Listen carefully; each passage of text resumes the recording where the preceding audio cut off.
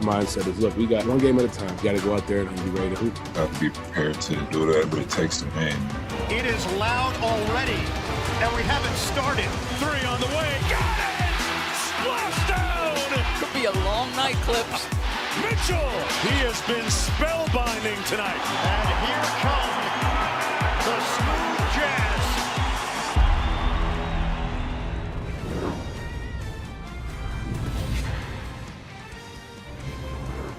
It's Saturday night in LA. Look at that beautiful beach. And the Clippers, you know, they're going to need their fans and maybe even those cardboard cutouts to get extra loud as they try to once again dig out of an 0-2 hole against Donovan Mitchell and the Jazz. And we're getting you set for it all.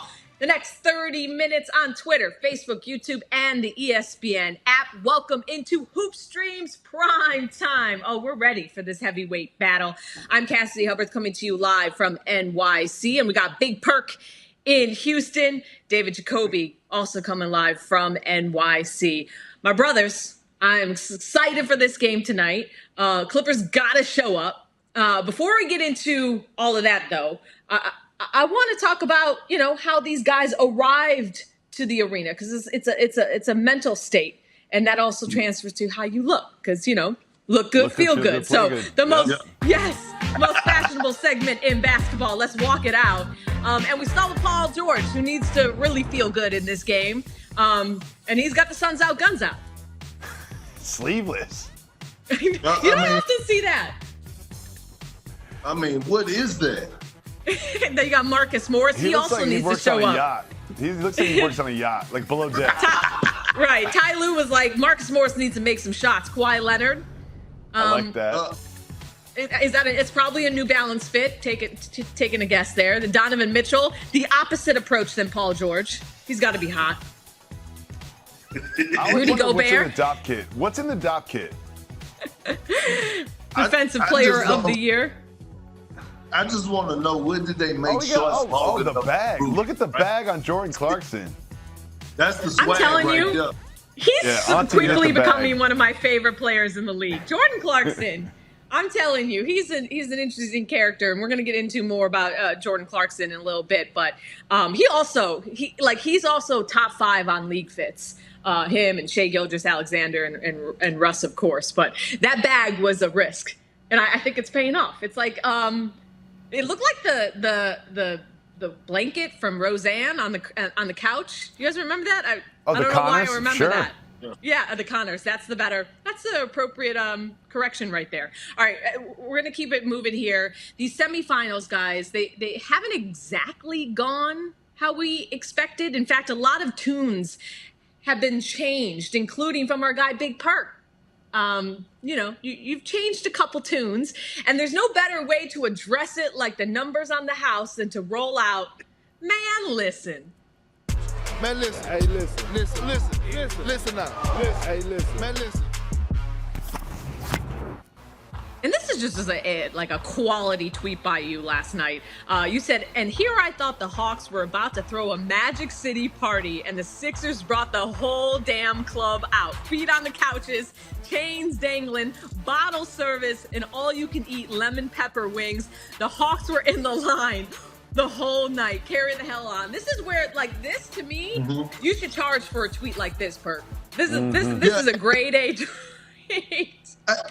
And look, this is what people don't realize. Imagine how long it took me to actually type in that tweet, right? Because I had to get it right. You know, I talk slow, so you can only imagine how many times I had to go back and delete and make sure my punctuation was right and my word was right. I speak with broken English, but a tweet like that, I had to make sure it was to the T. I mean, look though, Perk. I you know what? I really don't see typos in your tweets. So shout out there. But we have to ask you how many more games in this series? I mean, have you really changed your tune on who's coming out of this series?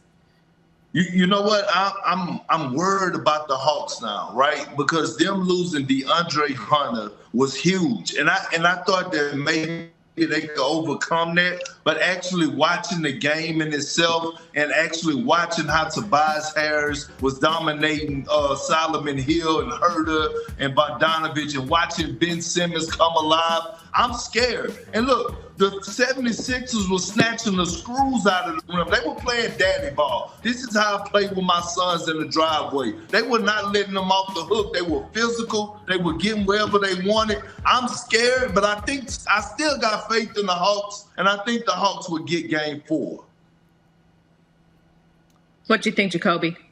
Could not disagree more. I think that Perk makes a really good point. DeAndre Hunter is a key. He was great in that Knicks series. DeAndre Hunter is key for them defensively as well. But what happened is in game 1, they had Danny Green on Trae Young. They stopped that. He got fired from that position. And then game 2 and game 3, you've seen that they've been able to limit Trae Young. And Trae Young is the sort of straw that stirs the drink for this Hawks offense. And it ain't stirring anymore because they've kind of shut him down. I really think this is going to be a quick series. I see it ending in 5, and they do not get game 4 in Atlanta. And just a note about Danny Green. He's expected to miss 2 to 3 weeks with a right calf strain. What were you going to say, Perk, there? Can I go on a rant real quick? Where's John Collins? Okay? Where in the hell is John Collins? Because he's this close to making my All-NBA he is who he is list, all right? And look, he's the guy that turned down $90 million, a $90 million extension, and said he wanted 100 plus. Okay, here's the moment, right? You're facing Ben Simmons. When I was watching the game last night, a lot of the times he was guarding Ben Simmons. Same size, same body structure, same everything, right? Trae Young needs help. If you're trying to be that second option guy and you want $100 million, you have to come to perform. And I get it. Don't get fooled by the 21-9 that he had last night. That's not good enough. If you want $100 million, we need some historical numbers out of you. That's what the Hawks need. That's all I needed to say. I just needed to vent. I hear you, but I also think in this series, it's just pretty obvious that there really is no matchup for Joel Embiid, especially since he's averaging 35 and 10 in the first 3 games. But let's keep it moving here on Man Listen. We're going to go back to November. That's before the season started. You tweeted this. The Suns signing Jay Crowder was huge. Like I said, they will be a top 5 team in the West this year. Of course, carry on. Look, gentlemen sweep over the defending champs, up 3-0 on the Nuggets. And, the MVP and Nikola Jokic routed the Nuggets in Denver last night. Perk, you thought they were going to be good, but did you know that they were going to be this good?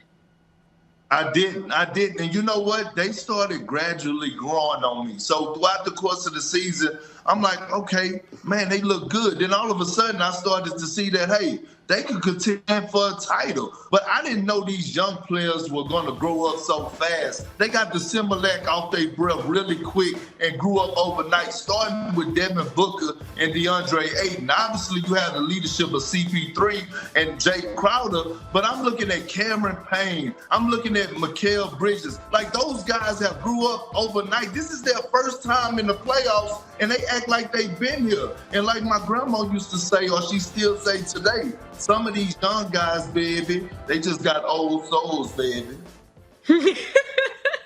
With Jacoby, we have the Jazz coming up at 8:30 Eastern on ABC. But are the Suns the best team in the playoffs? Definitely not the best team in the playoffs, but the best team in the Western Conference right now. I would give the best team in the playoffs to the Brooklyn Nets, but I'm sure we're going to talk about them in a second. But let's celebrate these Suns. And Perk, you were ahead of your time because Crowder was so important to that Miami Heat that made the finals last year. He's so important to this Suns team. They have Johnson, Payne, Bridges, and, of course, the floor general. People say floor general, but let's break it down. Floor general. He is the military leader. Chris Paul is the leader on the floor, and everybody else falls in line. He doesn't need to score 20 points. He doesn't need to score at all. He's got one shot, that mid-range little fall-away jumper that he does. That's all he does. He doesn't finish at the rim. He doesn't shoot from threes anymore. But Chris Paul runs the floor at the most important time. They're like right in the middle part of that fourth quarter. Chris Paul runs this Suns offense, and it never fails. I love them in the Western Conference. Point God. Let's just point at that. I mean, that's like, I know that nickname has been thrown out. A couple other people. No, he is the point guard. You talked about it though, Jacoby. You know, the East may have something to say about whether or not the Suns or Jazz are the best team in these playoffs. Perk, this is what you had to say back on May 18th. I'm rolling with Giannis, Middleton, Holiday, and the Bucks to win the East this year. And you even threw a hell into the carry on. You can delete that, Doug. You can delete that, Perk. You can delete that one. I mean, Perk, like let's break this down. What did you see from Milwaukee that made you think this? And then what are you seeing from them now? Well, I started to see a team that led the league in scoring this year, averaging 120 points. And you know, people always call me a Giannis hater, but I started to see some growth out of him, right? Especially after the All-Star break. I started to see him knock down three-point shots and jumpers. I started to see him average triple-doubles. I started to see Drew Holiday look healthy, Chris Middleton, especially in the first round of the playoffs. Chris Middleton was averaging 22 points, shooting 43% from the three against the Heat. So I'm like, okay, maybe the Bucks have it on their mind. I'm going to give them a shot this time. And look, here you go again, having those influences, the peer pressure of others psychologically getting to me instead of sticking to my guns and sticking to what I believe in. And I know better. I know better than to go against Kevin Durant. I don't know why I did it. I just felt it at the moment. And look, it's still a long series. The Bucks still could close it out, but I still have doubts. Oh, wait, did you say, I'm sorry, there might be something wrong with my earpiece. Did you say the Bucks could still close it out as in you win the series against the Brooklyn Nets? I just want to make sure, there might be some technical difficulties. I want to make sure that's what you actually said, Perk. Yeah, that's what I said. You know what? Look, Jacoby, real quick. The reason I said it, right? The reason I said it is because, look, we all know that Kyrie and Kevin Durant didn't shoot the ball well. But I'm waiting on Drew Holiday to step up, right? He's not going to continue to struggle. This guy's an offensive threat, and I think he's going to elevate his game. And like I said, role players are going to play well at home. I'm looking for the Bucks to get hot from the three-point line. Where's Forbes? Where's Brook Lopez? Where's P.J. Tucker? P.J. Tucker finished with a goose egg the other night, but he had a positive impact on the defensive end. He's battle tested. We know he can knock down a couple of corner threes. Look, I won't be surprised if they win, if the Nets pull it off and win. I'm not saying that, but I'm gonna stick to my guns and Bucks and 7. Bucks and 7. He's sticking to his guns. There's no chance it gets to 7 games. I mean, we know what's going to happen. The Nets are going to roll. It was 83-86. We all watched the game. That was an anomaly. That didn't make any sense. The winning team scored 86 points. That won't happen to the Nets again. James Harden or no James Harden, and Jeff Green's going to come back. And James Harden's going to come back. There's no chance this gets to 7 games. The Nets are rolling right into the finals. They're rolling right into the finals. Okay, so you're saying Nets in 5. We'll see Game 4 tomorrow on ABC. All right, Perk, we're going to give you a little break on your predictions and pile on another big fella in Shaq. Remember back in January when Shaq told Donovan Mitchell he thought that he didn't have what it takes to get to the next level? Well, Anthony Puccio pointed out that since then, Spida has been on fire, averaging 28 points per game. And then in these playoffs, 32 points per game. So clearly making Shaq eat his words. But Jacoby, I want to ask you, what level do you think Donovan has taken his game to during these playoffs? Oh, do you remember Game 1 against the Grizzlies? They did not let him play. And you remember what happened the next day? There was a news story that he was mad. He was so mad that they didn't let him play. He's like, put me on the court. And you've seen what's happened in this series. 45 points. 37 points. Donovan Mitchell is absolutely tearing it up. And I don't put this out there often, but I might have to say superstar. Like, he is on that Dame, Steph Curry, point guard level. Like, he is close to that scoring point guard. I expect him to have 30. Like, 30 is the floor for him when he takes the floor every single night in the playoffs. Dame and Steph Curry. Okay, wait, Perk, before we get your thoughts here, did you see Magic's tweet? Look at this. He said, Donovan Mitchell is a bona fide superstar. He said, we have to start mentioning his name more with the KDs, LeBrons, and Stephs. Now, that's not just superstar. That is all-time greats he's putting Donovan Mitchell in the class of. Perk, are you ready to put Donovan Mitchell in the same class as KD, LeBron, and Steph? Yes, okay? No. Yes, and here's why. Here's why. Let me tell you why. Because he's proven it to us, not just in these playoffs, but just think about his last 12 playoff games. He's averaging 34 points a night in his last 12 games in the postseason, including last season and the year before that. You know, the only two current players that done that before in their career is Kevin Durant and LeBron James. He cannot be stopped. It's a reason that the Utah Jazz finished with the #1 seed and the best record overall in the NBA. It's because of Donovan Mitchell. And we did not give him enough credit when it came down to the MVP conversation. So, yes, I'm not just talking about what he did to the Memphis Grizzlies or what he's doing right now to Kawhi Leonard, who won 2 Defensive Player of the Year awards, PG, who supposedly be one of the best two-way players in the game, and Pat Bev, Mr. First Team All-Defense. I'm not even talking about this year, but look at his history, and you could say he has done it on a consistent basis. Even last year when he went toe-to-toe with Jamal Murray, although Utah lost in that series in 7 games. I think I'm going to reserve comparing him to LeBron and KD and Steph until he wins a championship. I am hearing a lot of comparisons to DWade, though. And, one of the highlights of these playoffs has, been watching the new Jazz part owner, DWade, giving in-game advice to Donovan Mitchell. And really, they form such a good bond and quick bond.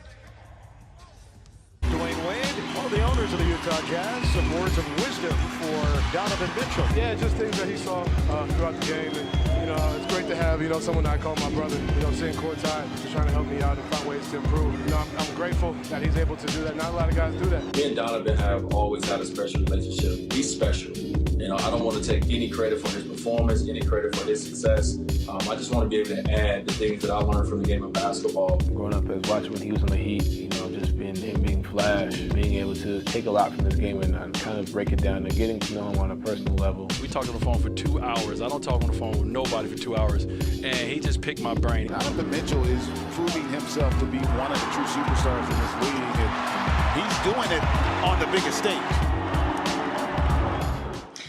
Now, guys, D-Wade had his breakout performance come during the 2006 finals, where he was 24, just like Donovan Mitchell. 27 a game in the regular season, 28 a game in the playoffs on the way to Miami's first championship. So many similarities, and the fact that they're now around each other at this point in Donovan Mitchell's career is pretty incredible. But Jacoby, how do you feel about the nickname or what people are calling Donovan Mitchell in D-Wade 2.0?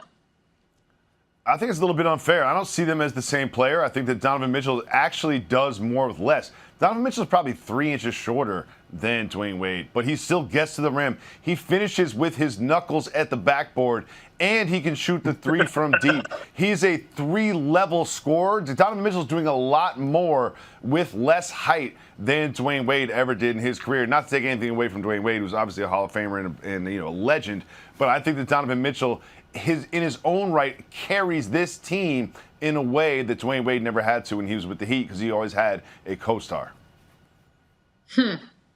What do you think about that? I got a question to you, Cassidy and Jacoby. Look, so how we all say we starting to throw around that word superstar so much, right? And we don't like to throw that word out. I don't have a problem with it. You know why? Because it is a lot of rising superstars in this league. Now, to me, it's a separation of superstars and mega stars. And I want to get your opinion on that, because I think some of these young guys are superstars. Like, they are filling up arenas. People are going to watch them play. They are putting up superstar-type numbers. But I think it's a difference from superstars to mega stars. And I just wanted to get your opinion on that and tell me what y'all felt about that. Well, I think really it comes down to just a changing of the guard. I mean, LeBron, KD, Steph, they're not done yet. But what we're seeing right now in these playoffs is that this next generation is ready. Ready and in line to take the throne. And we're going to see that in these playoffs. I mean, maybe the Nets will win and that'll be KD, but we could possibly see a team led by Donovan Mitchell or team led by Devin Booker, young stars winning their first championship and solidifying themselves as that, not just next, but here and now, Jacoby. I think to answer Kendrick's question is, you can't be a megastar if you've never been in the conference finals. You know what I mean? Like this dude, like they lost to Jamal Murray and the Nuggets last year. He's having a great series right now, but let's not start putting megastar on him yet until I've seen him in the NBA Finals. I want to see the finals on the floor with his sneakers on top of it until I start putting names like megastar and superstar to Donovan Mitchell. My bad, Jacoby. Maybe I worded that wrong, but I wasn't calling him a megastar. Oh, I know you're asking the question. No, yeah. So what I was saying was like, it's only 3 megastars in the NBA, in my opinion. That's Kevin Durant, that's Steph Curry, and that's LeBron James. To me, that's the only 3 megastars in the NBA. Meaning megastars are, and you could tell by the way that they have shoe deals. They got $500 million shoe deals. You could tell that's megastar, right? Superstars is a tier under that. And I feel like it's okay to throw that name around because these guys are actually putting up superstar type numbers. Agreed. I think you make a point that pool of superstars is growing, and the league is in a very good place. And tonight we're going to see, I think, someone who definitely deserves to be in that category of superstars, but of the older generation. That's Kawhi Leonard. And then this guy, he has the mentality of a superstar, and we're starting to see him really show his confidence out there, on the court, and that's Jordan Clarkson. And I just want to talk a little bit about a story that broke this week. Clarkson, he's a proud Filipino American. Shout out to Filipino Independence Day, which is today. He's not only been actively speaking out against the ongoing anti-Asian hate across our country, but recently he assisted a local Filipino food truck that was vandalized with anti-Asian slurs. And Clarkson, he partnered with a vehicle wrap shop to restore the exterior of the world famous Yum Yum food truck. As you see, that's the new exterior. He also made a sizable donation to the owners of the truck, and it debuted today at Jordan Park, no relation, but cool coincidence, for Filipino Independence Day. And, Clarkson, I spoke to him this week, and he just said the attack hit home for him in more ways than one.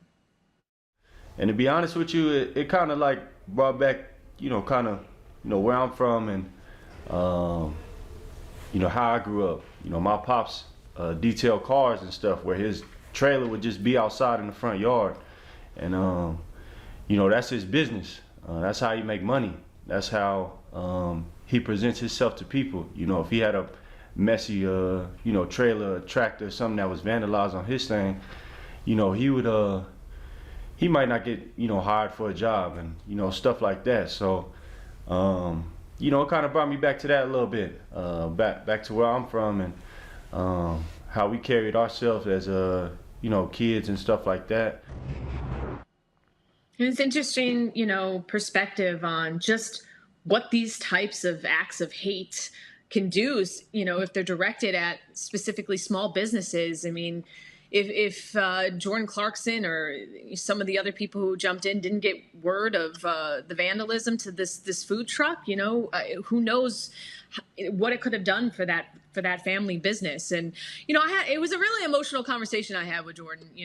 Obviously the people have been hearing about the news of attacks on Asian people during this pandemic, and it's been knocked down out of the headlines, and this is an unfortunate, horrible situation, but I think it also shed light on the fact that this is still happening, and hopefully more and more people continue to pay attention and also do their part to help those who may be attacked or just be aware of things that are happening in our country. But I also want to talk just about Jordan Clarkson's contribution, on the court. He's been excellent. 24 in game 2. The sixth man of the year is the Jazz second leading scorer and is doing so coming off the bench. Perk, your thoughts on what Clarkson means to the Jazz, especially with Mike Conley out again for game 3 with that hamstring strain? I mean, he means everything. We're talking about a guy that could have made the All-Star team this year. We want to keep it real. He helped the Jazz in so many ways throughout the course of the season. He won games for them. Even when Donovan Mitchell was out, he kept them in the game. He kept them with that #1 seed. And look, I knew Jordan Clarkson was going to be good because even with my short stint of playing with him in Cleveland, I used to go back to the gym because I used to have to make sure I kept my body fat down and kept my weight down. I used to go and get on the exercise bike. And he would literally be in there at 10 o'clock at night, no cap, with his personal trainer on the court getting a full-out workout in. Like, I knew he was striving for greatness. And one last thing I think that changed for Jordan Clarkson was that at the time when I met him, he didn't have a child. And now he has a birth of his daughter, and now you see a growth in him and a more maturity, right? He's more mature. And sometimes that helps a lot because now your focus is different and things that used to matter to you outside of basketball don't. Now you can focus on your family and your job, which is your craft, and now it's starting to pay off, and we're starting to see the best version of Jordan Clarkson. Jacoby, I mean, Jordan has always been a bit of a free spirit. You know, he told me winning sixth man of the year made him finally feel accepted for who he is. And look, part of who he is just a little different, and also gives amazing sound bites like he did after game 2. Take a listen to this. I'm still trying to bring that free, just flowing, vibe to this team and, continue to do that. And, I really don't think about legacy and what I leave behind, but if it was, they know JC was free and did what he did on his own time. I mean, I'm not even mad at that third person. I tweeted like that was like riding a perfect wave. And I mean, I've never surfed, but it just felt like it just made me smile. Jacoby, where are you at with the Jordan Clarkson experience? JC is free. He is free.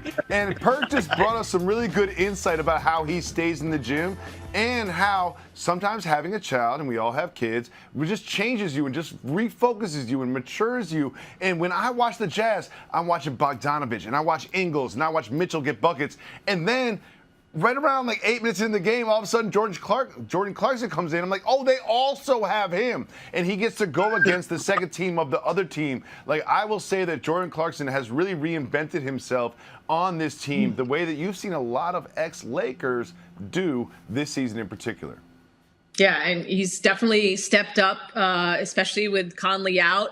The Clippers, meanwhile, desperately missing Serge Ibaka in this series and will miss him for the rest of the playoffs as he had season-ending back surgery, posting this yesterday. Perk, just how big of a loss is this for the Clippers?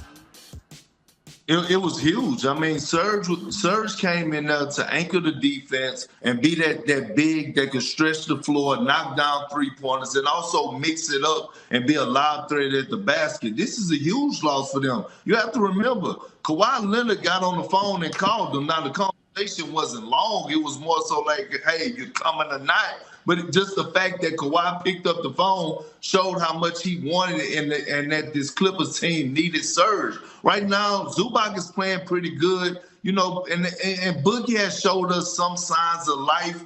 But Boogie is not the Boogie of old. Yeah, he may give you 6 points and 3 rebounds, but at the end of the day, he still struggled defensively to slide his feet and pick and rolls and things to that nature. So it's hard to keep him on the floor. This is why they miss Serge. Well, and look, the Clippers are, Ty Lue. I call him a bit of a mad hatter. I mean, he really almost took that game because of that zone that he pulled out in the third quarter. And that's the type of coach he is. He's always going to keep rolling things out and trying. I mean, Jacoby, what do you think we're going to see from Ty Lue? What type of adjustments in this game 3? You never really know what you're going to see from this Clippers team. I mean, they've played every single player on the roster, and I think that losing Serge is big for them because Zubac is not plan A. He is plan B. And you know what Zubac sees a lot? His man setting a screen and getting involved in a pick and roll. So what I need to see from Kawhi is put him on Donovan Mitchell. Kawhi Leonard, you're one of the best defenders in the league. Literally top 5 defenders in the league. You need to stop Mitchell from scoring 30 points. That is your job today. That's what I expect Ty Lue to do. Perk, this guy, Paul George, 27 in game 2 on 8 of 18 shooting. I guess you can call a bounce back performance from what was just a dreadful game 1. I mean, you said you wanted to, he's on your list of he is who he is. What do they need from him? I mean, to be honest, I don't know. Like, you know, Paul George came out and he had that on the All the Smoke podcast. He said people were going to pay. Well, right now, Steve Ballmer is the only person that's paying him his contract. That's the only person that's paying. And I just don't know if he's capable of rising to the occasion because he's failed us so many times in the last 4 years when we thought he was going to elevate his game. What the Clippers really need out of Paul George, I don't know if he's going to give it to us. They really need a historical performance. They need a performance out of him when he comes out, walking away from the game, having a 40-piece wing dinner. We haven't saw that Paul George in a long time. I don't know if he has it in him to do it. Right now, when I'm looking at this Clippers team, it's Kawhi Leonard, who's the Batman, and Reggie Jackson, who's the Robin. Reggie Jackson steps up more than him. I just don't know what to expect out of PG. I hope he gets out of that slump and rise to the $198 million man that he is, but I just don't know. He is who he is at this point to me. Jacoby, what's your prediction for tonight? Every time the Clippers have their back against the wall and look like they're done, they pop up. So I'm going to say the Clippers win tonight just because they always do this. Whenever you count them out, they rise to the occasion. I mean, you mean this year. Let's be real. This year, so far. Perk, you? I'm going with the Jazz tonight. I'm going with the Jazz tonight because you know what was disturbing to me? Okay, watching Bogdanovich and Ingles guard Kawhi Leonard, and that bothered me. And having Rudy Gobert down there in the paint, being able to anchor that defense. The Clippers are scared to drive the ball. They're scared to attack the paint because he covers so much space. I watched him with close detail with these eyes the other night, and I see why he won Defensive Player of the Year. So that the way that the Utah Jazz are playing right now, the way that they share the ball, the way that they play defense, I have them winning this game tonight, and I picked the Clippers to win this in 7. It's bothering me. This is my take on this series, that from now on, we're all going to pronounce Rudy Gobert. Gobert. Yeah. Rudy Gobert. No. Gobert. Forget the Eiffel Tower. He's like a grizzly bear there in the paint. Nothing is getting past him. I love it. That's how we're ending this one. That's going to do it for this edition of Hoop Stream's Prime Time. Enjoy the game on ABC or the ESPN app by logging into your cable providers. Now, check out Perk on Everyday Show and Jacoby on Jalen Jacoby weekdays on ESPN. That's it for us. Bye, guys. This is gonna be a marathon, not a sprint. A test of will, a battle of skill. Either block out the noise, bring it. It's the Clippers and the Jazz. This is the NBA playoffs, and that's game